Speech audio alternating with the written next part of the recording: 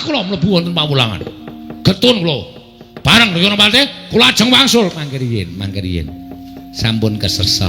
Wonten mriki dienggo gayeng-gayeng. Nek mboten wonten sing bengak-bengok ndak ora pati ya gayeng. Mekaten. Ning nuwun sewu, perkawis panjenengan menika anggenipun Suwita Begawan Durna menika klentu monggo. Ning tetep dadi siswa Soka 5. Siswa Soka 5 inggih. Durna diajar kalih namine Antasena karo Antarja. Dipala turut dalan. Kula ya gumun, kula weruh dhewe. Mengajar Durna kok dadi nyangkut-nyangkutke siswane sing anyar.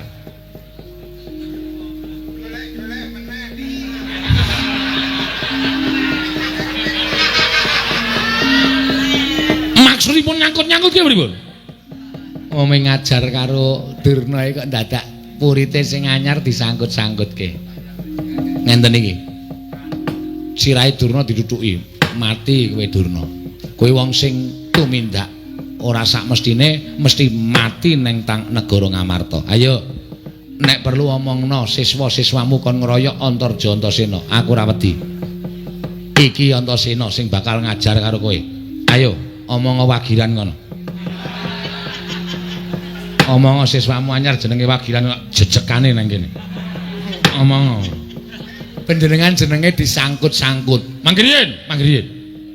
Kula niku ora ngerti apa-apa jenenge disangkut-sangkut. Le nyangkut-nyangkut ngendika nganten niku omong wagiran ngono.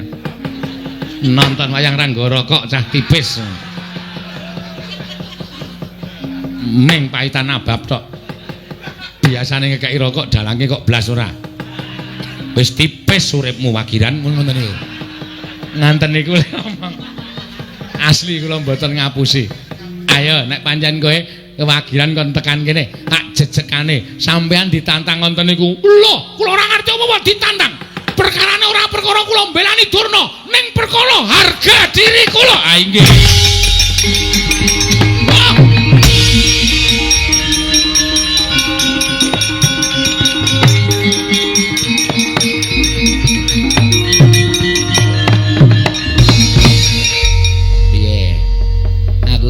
Gawe cerita wasis kak mah. Wah, jan 9 malah adu-adu wong kono adu wong kene. Wis ta. Ayo saiki sangu tromos, inggih. Karo nggawa panganan, nggih. Nggawa klasa, gelar klasa, gawe kopi, maem karo ndelok wong gelut. Oh inggih. Ingin dados sumbering perkawis paman Sengkuni. Wis ta ora masalah, tak tanggunge dosane, tak tanggune. Moh Kartomar.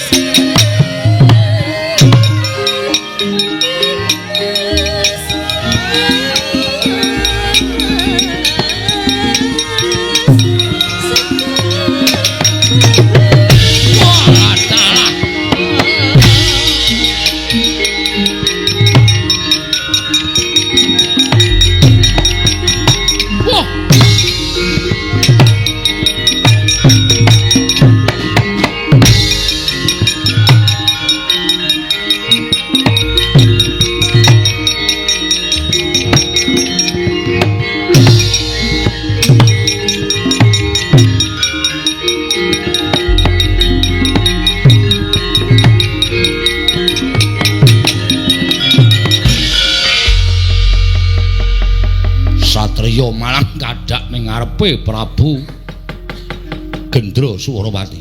Lho kok malih. Biyen cilik-cilikane jenengane Wagiran. Gedene Gendra Suwarawati. Sapa iki? Antasena. Sapa? Antasena. Antasena. Iya, kowe sing ngunek-unekke karo aku kowe.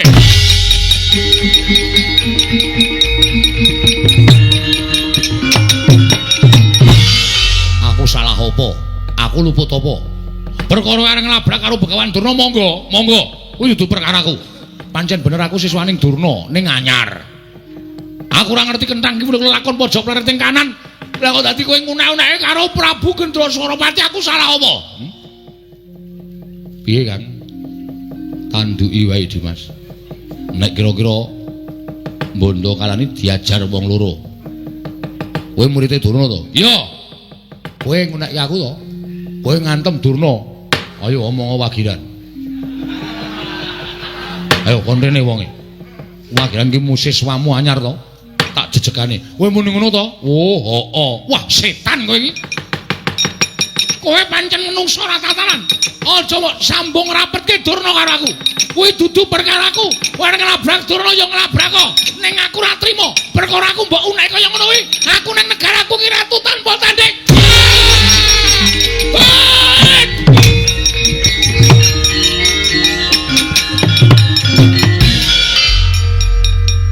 Wis rampung, Kang. Tokapake Dimas. Lah aku ki iso ambles bumi rak sisan tak pendem to wonge. Ra terus mati to ora gedabikan. Lah iki engko perang karo sapa? Ora sanggup perang awake kesel kok. Perang apa? Wayang iki jane ora mbutuhke perang ora apa-apa, sing penting iso mendramatisir cerita. Iya Dimas. Ayo ngoyak bapak, ayo tak tutke. Sik, aja muni sik. Isih ana kata-kata isih. Durna nendi Durna? Tak taleni ning uwit galuhe. Wah, aku wis kuwatir engko nek ucul barang dipucukan cemar. Mbah, ngapa? Arep ngantem apa piye? Nya. Ya wis nek ora apa-apa aku nileki kowe kok. Aku ya wis mulai rada kepenak awakku. Ya aku digawe ra penak. Mbok saiki wae. Neng kono kok Kang wonge ra apa-apa. Burung kutilang berbunyi. Kok malah nyanyi Dimas kok gek edan. Edan malah ra apa-apa. Wis ben nengke wae. Berdiut-diut. Gendong neh Kang. Eyang, apa? Monggo kula gendong. Ayo. Gendong kok emah. Nggih. Karo ditutuki ndak engko kurang. Oh iya. Aku wis pasrah kok Antarja. Bangga ya wis ora iso. Arep kumbi ya wis ora iso, arep selak ya ora iso. Wong ki nek wis ora iso apa-apa ki anane mung pasrah. Inggih Kanjeng Hyang. Ha ngono kuwi. Karo gegem watu. Ben gek sisan. Kowe. Apa ora dijak ngoyak bapak Kang? Iya Dimas.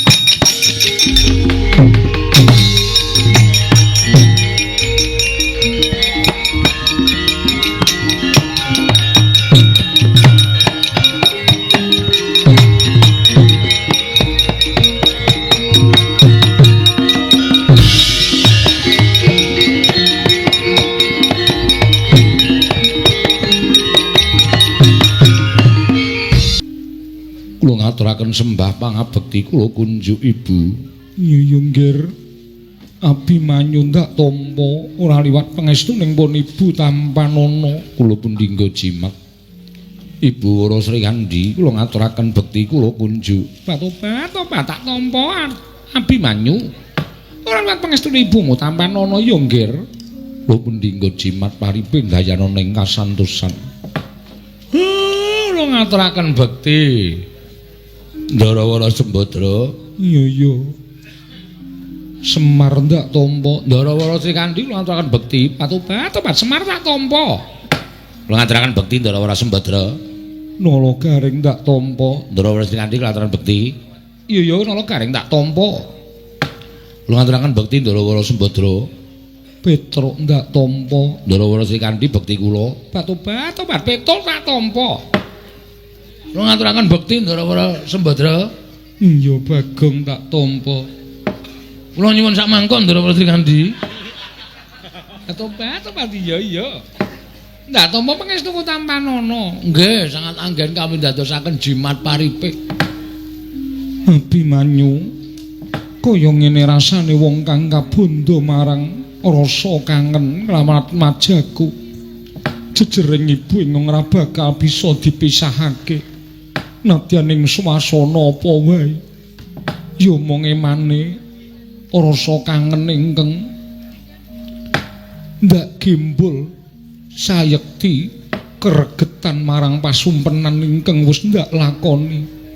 Kula ora kanthi kanyono-nyono ana ing dina anggara kasih pun ibu nyumpena lamun Atmajaku nite baita lelayaran ora ngerti sangkan paraning bilai katempu ing banyu ingkang bena wekasan ponang baita jomplang dene kula Abimanyu katrak ing banyu gedhe wekasan kendang kapracondang pralambita iki apa werdine nggir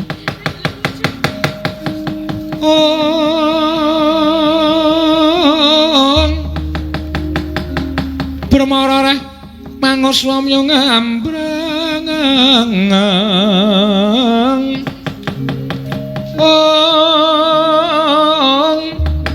kadi karenaning kaswase yanang marga malalat umiring sang kandha wastrat mojo leng-leng lalu mangulati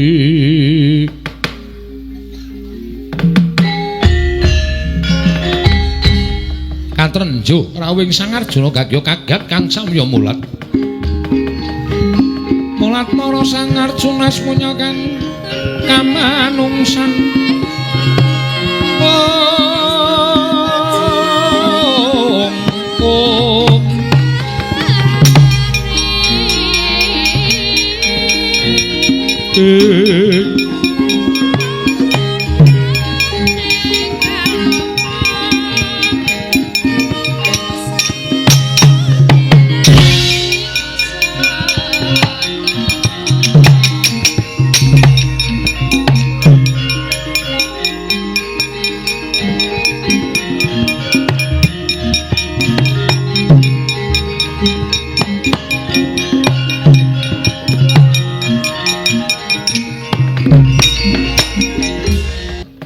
aku ngaturke sembahku katur ibune kula ndak tampa.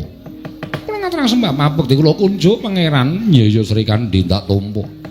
Ora liwat pangestuning pun Kakang Tampanana apa ninggo jimat paripe. Ana apa Kanjeng Paran dene Kanjeng Paran teka rawuh ning Plangkawati ing Tanjung Anom semengko pengawak Bodran Damar Sasi. Sembodra ana dawuh apa ora weruh marang anakku lanang Abimanyu. Abimanyu menyang endi? Kanjeng Paran panjenengan kuwi apa sing mbok pirsani? Atmajamu lanang Abimanyu lenggah ana ing pepungkuraning Kanjeng Paran kuwi lho anakmu kok nganti ora prisa sing dipresani apa?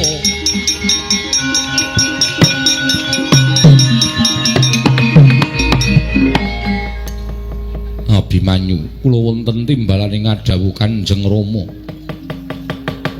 ora nyono babar pisan lamun sira Atmajaku mapan ana ing kene nembe kemawon kula badhe ngaturaken sembah kelawan Kanjeng Rama ora susah ngaturake sembah ngerti kula lamun praptaning wong atuwamu ana ing kasatriyan Tanjung Anom yekti ngemban dawuh timbalaning Kanjeng Koko Prabu Darma Kusuma ya wakmu ing Indraprasta lamun wakmu bakal paring ganjaran kelawan sira Atmajaku Abimanyu lelabuhan menapa ing sampun kula tindakaken dene Kanjeng Prabu badhe keparang-paring ganjaran dhateng kula Kanjeng Rama ora usah dadak perlu takon sing baku ganjaran mau Tampanana menawi tetelo mekaten kula aturi maringaken Kanjeng Rama samangke kula badhe nyuwun mriksa kaliyan Prabu piyambak menggah menapa ing sampun kula tindakaken Nyo Tampanana bocah murang tata.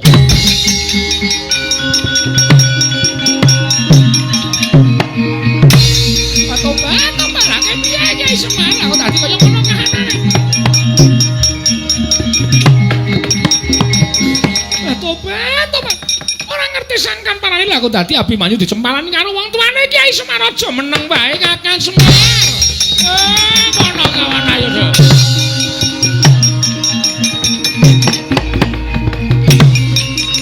Ayo Gong yo.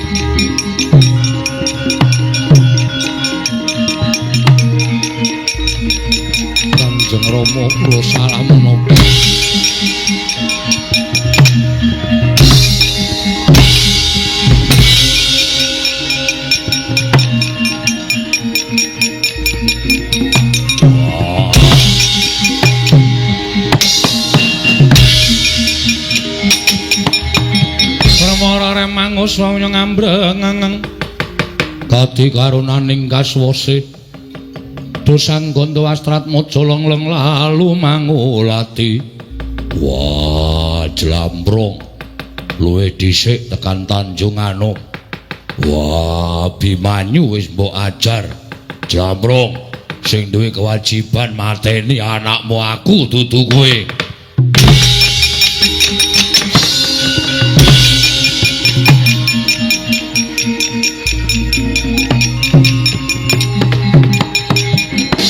Kanjeng Rama sewu-sewu kalepatanipun ingkang putra Tadah Wadana Gatot eneng apa nyuwun pamunten kula aturi nyandhet sawetawis menapa badhe katindaken dening Paduka Kanjeng Rama ngemutana bilih Abimanyu menika putra Paduka piyambak tur malih kula sampun ngawuningani piyambak kelampan ingkang lampah wonten negari Ngamarta kacariyos ingkang paring dawuh Kanjeng Prabu Ndarawati nanging jatosipun menika sanes Kanjeng Prabu Ndarawati kaya aja ngawu gawar ngawur kaya aja mbelani adimu Rama wonten ingkang badhe paring seksi dhateng jengandika Kanjeng Rama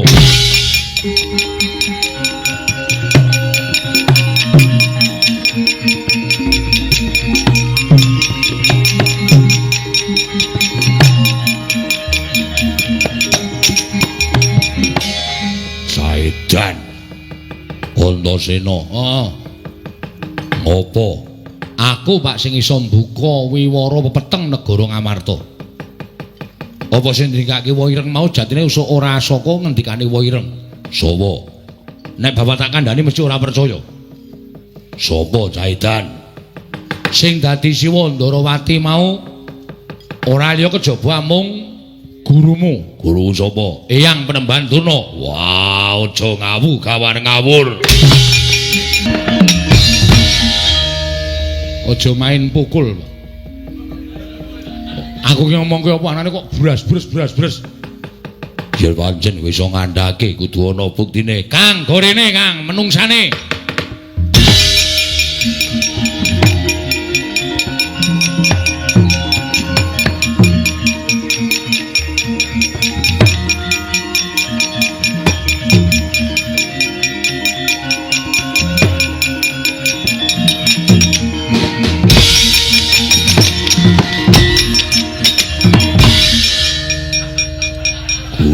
dibanting ora ngerti Durna bapakku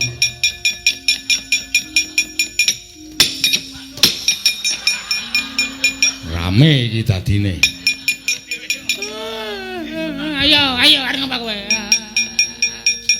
Durna bapakku Werkudara iya kowe kok dadi kaya ngono rupamu teng penjata ta iya diajar anakmu Antasena Saidan ayo gek ngaku ngundhak anak-anake do dadi korban kowe iki ngaku wae iya ya gewis engko nek bareng aku gek mangan bakso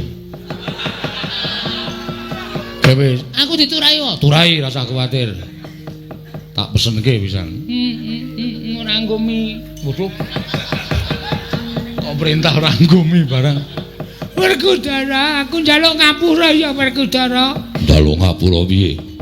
Apa sing diomongke anakmu Antasena ki bener, Nger? Aku diutus anak Prabu Duryudana supaya gawe pati ning Penjawa, mula aku terus gawe karti sampe kome Mbanata Ndarawati sing tak angkah patine Abimanyu dhisik Werkudara. Wah, isin aku Durna.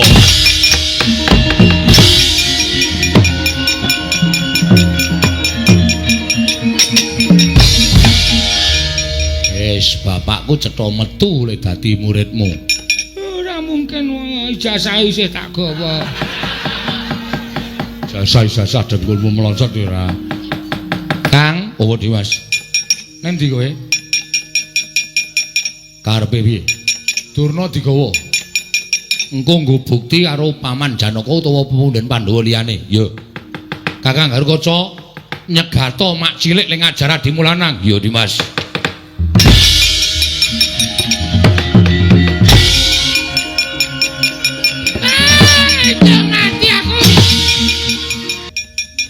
Panjenengan sampun mentala dhateng Kanjeng Ibu Wara Sri Kandi.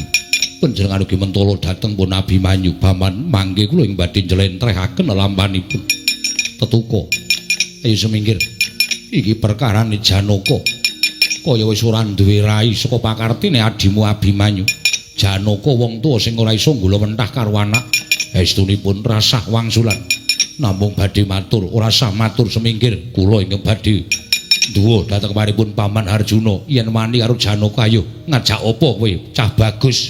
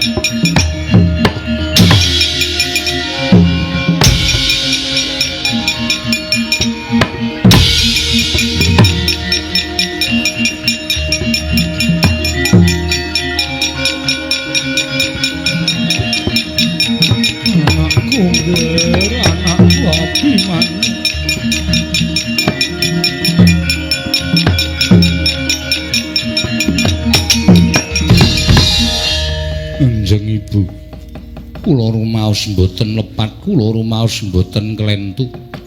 Teka Kanjeng Rama mekaten kaliyan kula.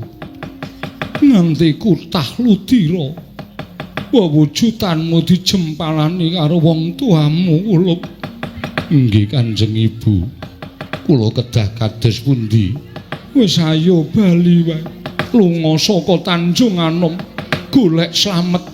Watake bapakmu kae kaya ngono nek ora mlayu sing adoh kowe mesti cilaka urip Abimanyu.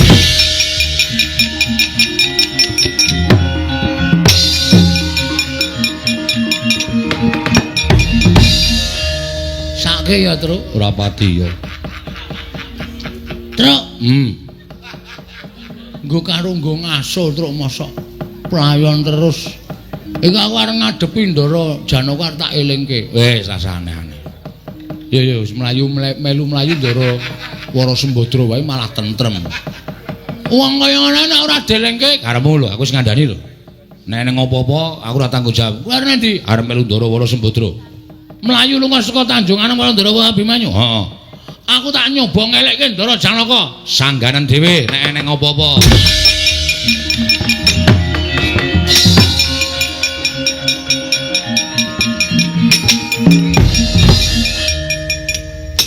Sik tak omong sik. Kowe arep ngopo? Abimanyu menyang endi? Kula mboten ngertos. Karo ibune mau ketok mlayune nendi? Kula ora ngerti. Terus sampeyan kudune eling. Ndara Abimanyu niku putra panjenengan. Kok mang cempalan niku lupute napa? Lupute napa kula tak takon? Mbok ya sing sabar. Panjenengan niku wong tuane Ndara Abimanyu lho kok plak-plak karo Ndara Abimanyu. Wonge mlayu mrika. Wonge mrika dituntun kali Ndara Wara Sembadra. Ah sampeyan ning ngajar kali Ndara Abimanyu ya peng-pengan kok. Nggih mpun. Piye, Gong? Ora sukses. Asale kono nganggo ngantil barang kok. Ah males ndasmu kuwi. Karo bendara males mangsane.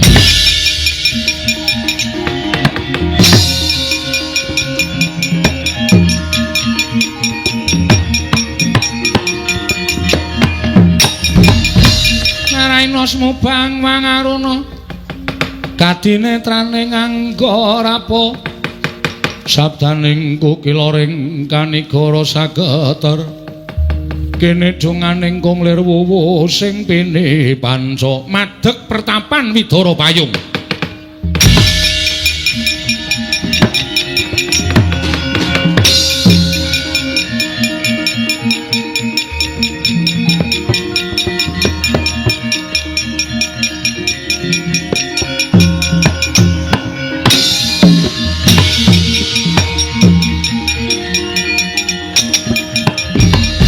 pandita kang kinarya wangsit pindha kumbang ngajaping tawang suso angin ngendi nggone Widara Yaksa wonten drawuh Penemban Widara Dewa pancen sing tak caketake ana ngersaku ya mung sowanmu iya piwigatosipun jaran dina iki dina ingkang wis ditentokake kaya wis purna darmanku nggonku dadi brahmana ya mung iki jalarane apa aku kok durung iso nggagapi saenipun dipun tenggo kemawon Penemban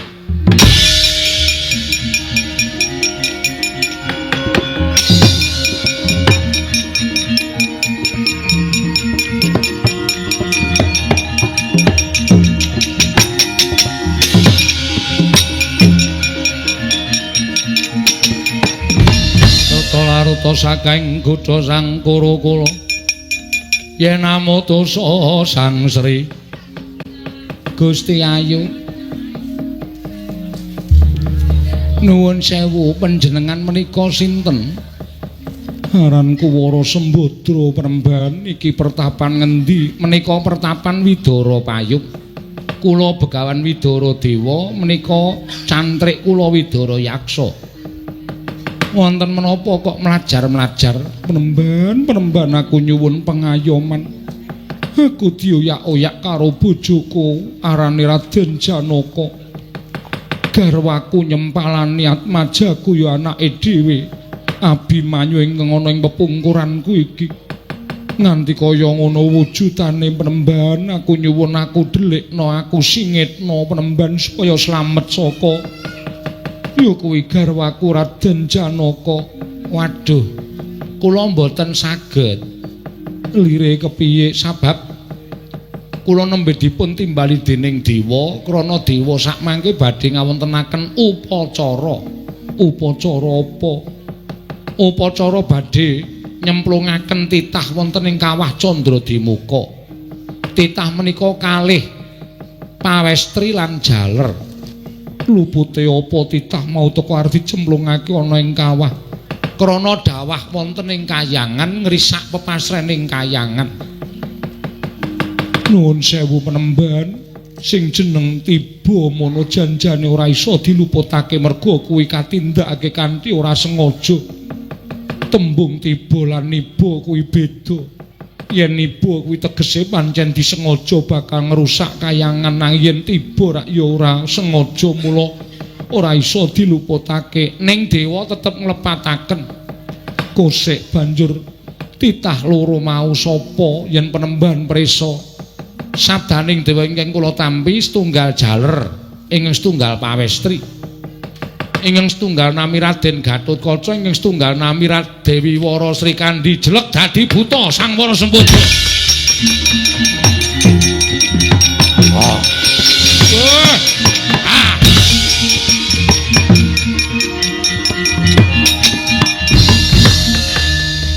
Gatotkaca kuwi anakku. Wara Srikandi widulurku wedok Abimanyu. Kowe tak titipke nang pertapan kene, kayangan ora mbalekke wong loro sungsang bawana balik.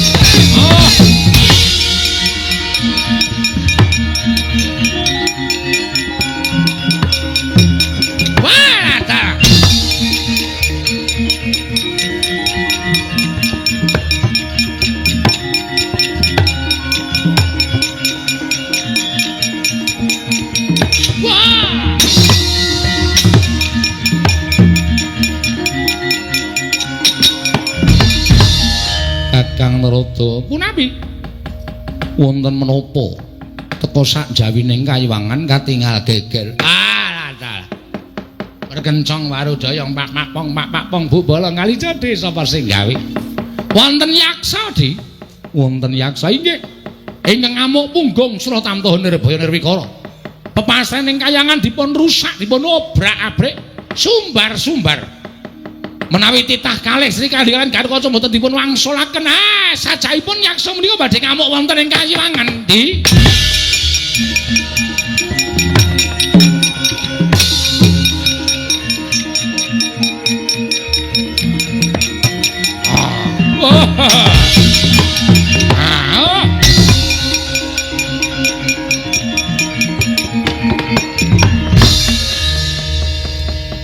iki sapa? Cetha kowe dewa sing peteng jagatmu. Ora iso nyawang karo aku. Teko dadak takon karo wujudanku. Bathara Guru. Ora usah takon karo aku maragake dulurku wedok Wara Sri Kandi karo anakku Gatotkaca balekno. Ora mbok balekke njaluk.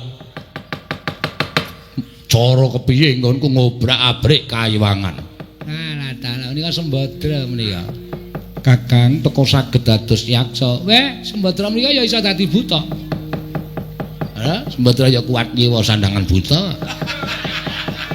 Amaripun ora dadi buta. Salah apa, lupute apa? Yen Sri Kandi karo Gatotkaca kuwi tiba ana ing Kayiwangan merga kena panahe bojoku Janaka. Wong tiba ora kena disalahke dumeh ngrusak pepasren ing Kayiwangan. Yen pancen niate niba kuwi jengene disengaja, ning yen tiba ora disengaja. Wong ora sengaja kok salahke kuwi merga kowe gedeng keburu sengit karo titah sing tiba ora tok balekke tak jongkeng Kayiwangan Suralaya. Kita wani karo dewa sing nawedeni apamu guntur geni guntur angin. Badra yaksa iki sirnakno legane ngatipun.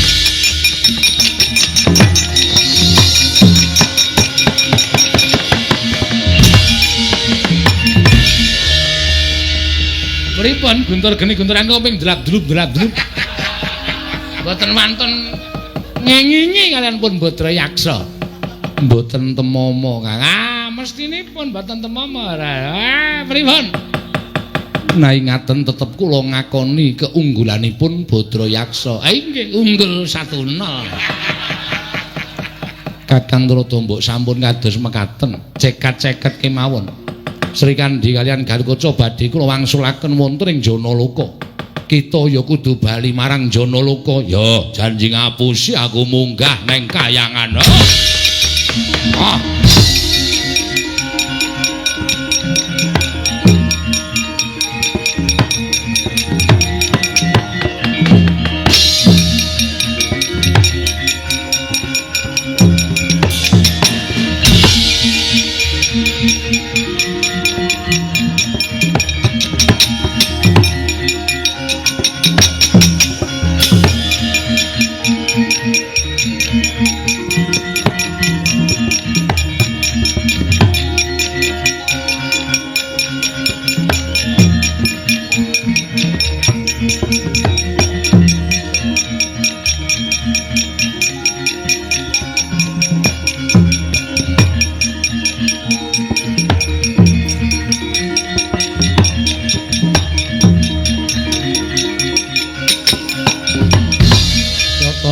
Saking Godha Sangkara kala yen amotosa Sang Sri sampun Gusti Ayu wis penemban ya iki Wara Sri Kandi ingkang wis ndak boyong saka Kayiwangan batobat Yai Putri kok sentosane kados mekaten salajengipun anakku Nendi ingkang putra sampun mapan wonten ing pertapan panjenengan boten perlu kuatos. Yen ngono penemban sing tok openi aja ming anakku ning mbokne openono.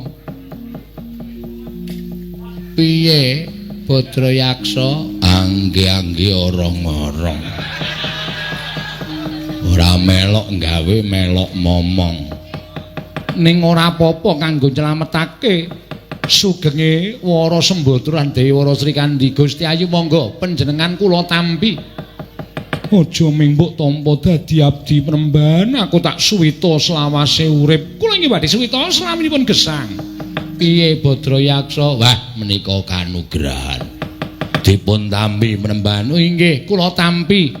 ning yen menawi wonten dukanipun ingkang garwa ora usah wedi wong aku wis dudu bojone Raden Janaka meneh.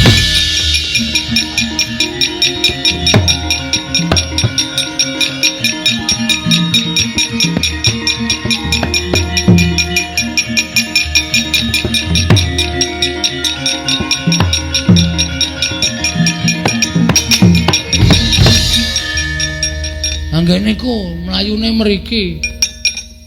Batu-batu Bagong sing ngandani nek nang kene. Kowe iki mungsuh apa kanca? Cetha kene iki dienggo ndelik kok malah dikandani nek nang kene iki karepmu piye Bagong? Lah kula ditutuki ndase. Sembotrone ndi? Pisan ngenten mboten napa-napa. Cuk ping pindho niku wis kaya vertigo niku. Napa-napa malik. Sing ora malik ming gambar dhuwit. Vertigo kok Malik kabeh. Kula kandhani. Bagong titenono. Nggih rampung masalah iki. Kepruki watu ndasmu. Waduh. Ora tak melu riki wae. Ndak ngrekoso uripe. Sembodro. Apa? Sri Kandi. Ngopo? Sri Kandi kok ora basa. Basa ki apaku? Wis dudu apa-apaku kok ndak basa iki apa? Kowe rak garwaku. Rak mau. Ning bareng sampeyan iku nutuki karo si Abimanyu nyemani karo Abimanyu kok ora sudi duwe bojo sing galak moh. Ya Kang Mbok ya. Iya. Aku yo moh duwe bojo galak. Ya wis ben. Iki ngopo iki, Gong? Duwe bojo sing galak. Ya wis ben. Sing ngomongane senak. Iki masalahe kono kok kowe nyanyi barang ki ngopo ora? Untune dikawati. Ayo Ben. Yen ngono kuwi wis pisah karo Janaka. Pisah ya ora apa-apa. Pisah ya ora apa-apa. Mung mergo pendhita tuwek keklek. Wis mambu lemah. Teko kowe ngrebut bojone Janaka ora mbok balikke. Tak gawe sungsang bawana balik Kayiwangan Widara payung kene gaglak limpah.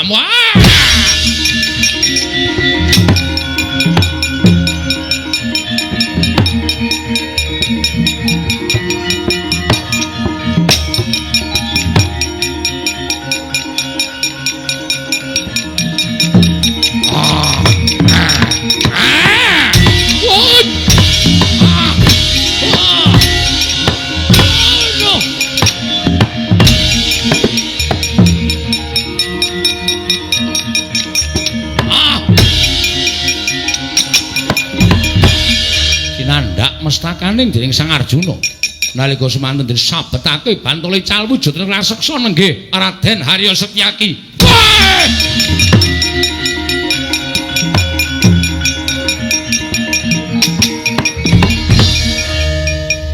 Nuwun sewu Kakang Mas. Kula ingkang dados yaksa Setyaki nggih. Pendhita mau sapa yen cantrike kowe? Lho panjenengan pangling. Pangling kalian kalawontenanipun Brahmana menika. Mboten pangling. Panjenenganipun mboten badhe pangling. Aduh Koko Prabu ketiwasan.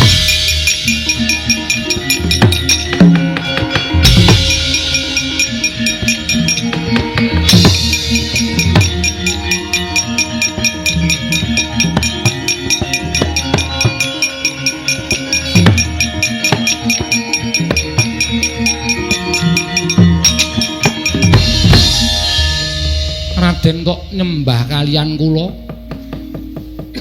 Menawi kula mboten nyembah tartemtu kula badhe kuwalat. Liripun paduka sesembahan kula Koko Prabu sampun ngantos nguntang-antingaken dhateng manahipun Janaka. Koko Prabu Ndarawati kula ngaturaken bekti kula kunjuk Koko Prabu dalah.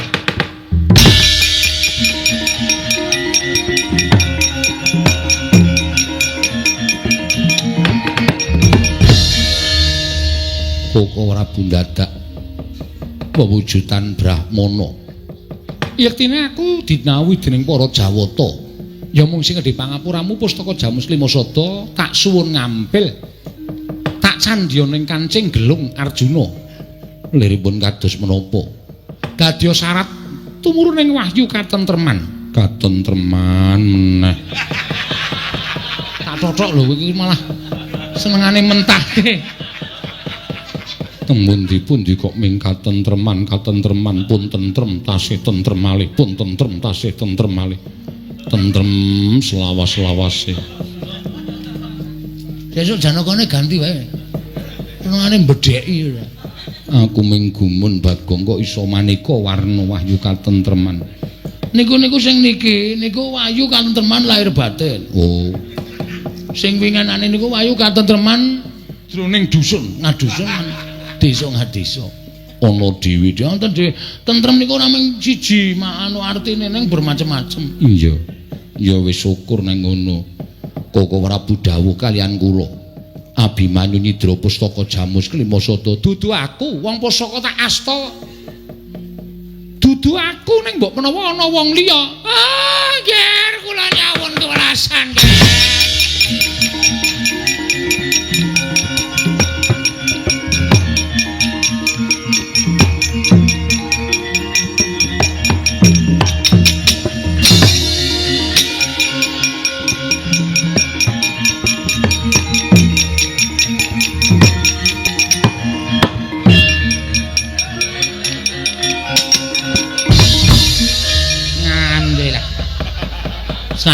Selamat.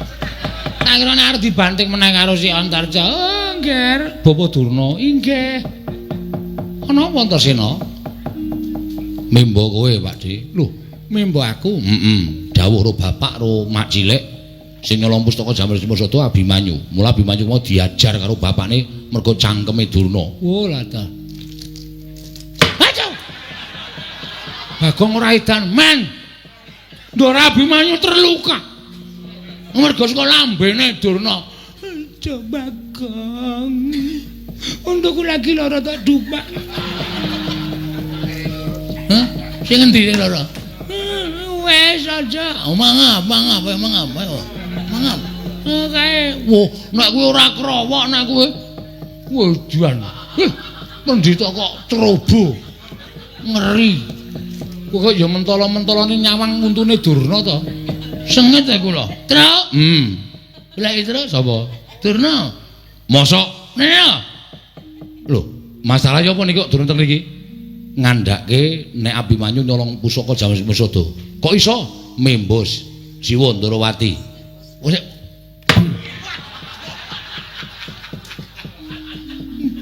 Itu. Nganti loro cangkemku Pedro. Reng, apa? Rene ora. Ngapa? Dang apa? Ana Durna. Lho, Durna tekan kene ngapae? Anu ngandhake Ndara Abimanyu nyolong pustaka Jamal Klimasada mula diajar Ndara Janaka. Durna kuwi? Heeh.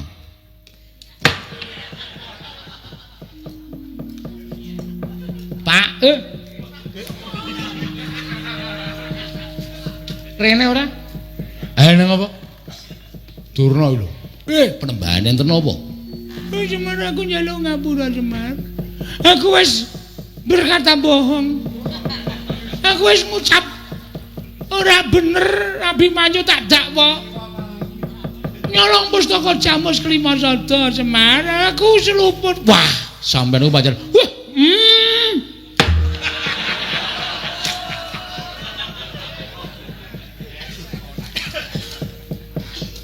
Karepmu piye iki? Karepmu piye? Semar dicengki wing ro gareng lho. Gulune dicek diunggahke ngene. Aku seneng cangkemmu. Bangane cangkeme Durna. Oh, untu ora tatane. Yo dite. Hah? Yo dite. Hargo kok tuku es. Ya ini ora ana wong adol es. Kei ora. Ak tusuk. Waduh. Oh kaya preman reng ora. Bapak Durna kundur. Nggih. Benjang malih sampun dipun wangsuli. Mboten. Nyuwun mamen ya. Inggih. Janaka wonten dawuh. Njaluk ngapura ya Janaka aku sing salah. Benjang malih sampun ngantos dipun wangsuli. Ora. Antasena putung aku njaluk ngapura ya, Nger. Yo, bali ana. Weh, aku tak mulai wis kebacut remuk. Iki arep mampir nang Igo Edu. Ngendi? Igedu. Igede kok igedu. Mresake otakku ki bener apa ora? Antar jaku njaluk pamit yo. Yo, Mbah sing ati-ati. Pedro njaluk pamit. Ninggali. Ninggali. Ora duwe. Ora duwe kepruk watu ndase. Piro iki? 50. Wong loro kok 50 kuwi. Loro 50. Iki nggo memperpanjang STNK. Durna kok memperpanjang STNK iki ngopo. Wis kene nyogong satu siding. Makasih ya, Tru. Sama-sama. Santai wae. Lu bae. Ha iya. Sampun nggih, kula nyuwun pamit ngantos 100 penembahan, ngantos 100. Nggih, nyuwun pamit, nyuwun pamit. Kula tak wangsul, kula tak wangsul.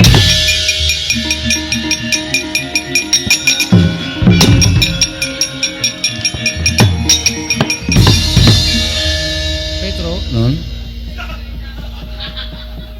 kowe mau njaluk apa? Mboten njaluk napa-napa.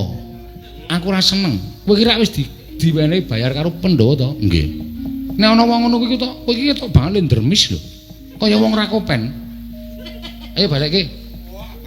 Durnane wis bali kok. Balekke dioyak dibalekke. Aku mau tak kandhake Prabu Puntadewa dilereni lebu dadi ponokawan kowe arep entuk bayar saka ngendi? Nyetruk nggonku balekke pisan. Oh, balekke dhewe-dhewe gak kok. Moto tampani kok. Tulung si Asma melayu bareng kok balekke kok. Ora tok balekke titenono kowe tak sumpahi ora tentrem uripmu. Wong karo pendhita wis kaningaya kaya ngono kok iso dijaluki dhuwit kowe iki tegel men lho. Petro. Balekke. Ora balekke ta ora tak paringi selawase. Balekke. Mbok ra ndermis tok. Balekke. Ngajar entuk ning ora njaluki dhuwit. Aku ket mau ngajar ning ora njaluk dhuwit. Wih kaget aku. Ayo nek arep jangkah wong apa mak slep ngono mak trata. Yo gong doyang. Aku titip wae titip ora titip ayo balik kabeh.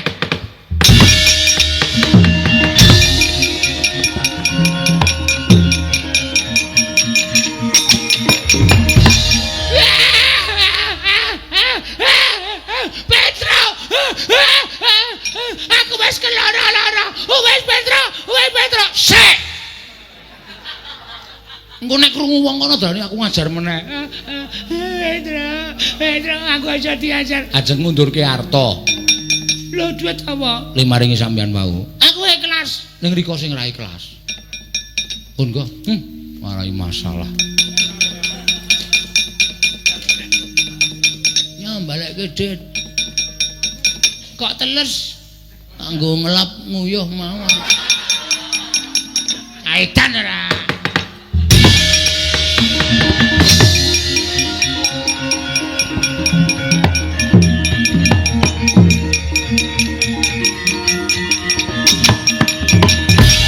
Kula mboten nrimakaken. Wis rasa trima wong bapakmu salah kok nggih.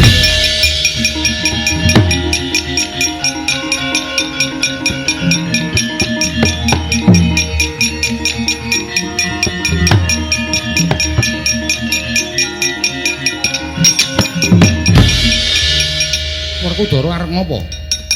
Kula tak seblake barat. Wis ora usah. Sesuk kapan-kapan dinggo sing wigati wae. Saben bengi tok seblak barat, saben bengi tok seblak barat, angin muntek piye? Wah, iya. Butuhe wis rancak wilujeng nir ing sambikala, slamet sing nanggap, slamet sing ditanggap. Yo.